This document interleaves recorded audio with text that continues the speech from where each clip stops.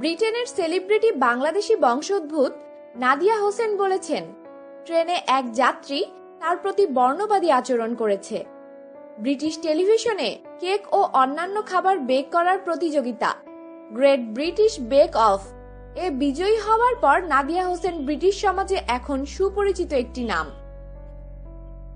নাদিয়া বলেছেন, বুধবার ট্রেনে এক পুরুষ তার পাশে বসতে অস্বীকৃতি জানায়, তিনি মুসলিম বলে।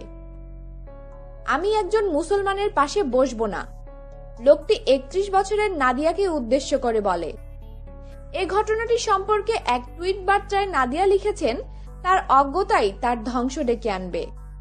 নাদিয়া আগেও বর্ণবাদী হামলা নিয়ে লিখেছেন এবং লিখেছেন, বর্ণবাদ এখন আমার জীবনের একটা অংশ হয়ে গেছে বলে মনে হয়। আমি জানি আমাকে একপাশে ঠেলে দেওয়া হবে, গালি শুনতে হবে, কারণ এমনটাই হয়ে আসছে বছরের পর বছর ধরে।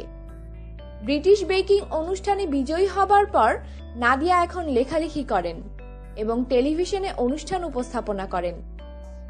এবছরে বেক অফ অনুষ্ঠানের একজন প্রতিযোগী রাফ বানসাল নাদিয়ার টুইটারের উত্তরে বলেছেন, তারও একই ধরনের অভিজ্ঞতা হয়েছে। ওই ব্যক্তি কোনোদিন আপনার মতো ভালো মানুষ হতে পারবে না। রাফ লিখেছেন, ঘটনা সম্পর্কে বিস্তারিত আরো কিছু জানাতে পারেননি নাদিয়া হোসেনের মুখপাত্র। আমাদের সাথেই থাকুন আর সাবস্ক্রাইব করুন।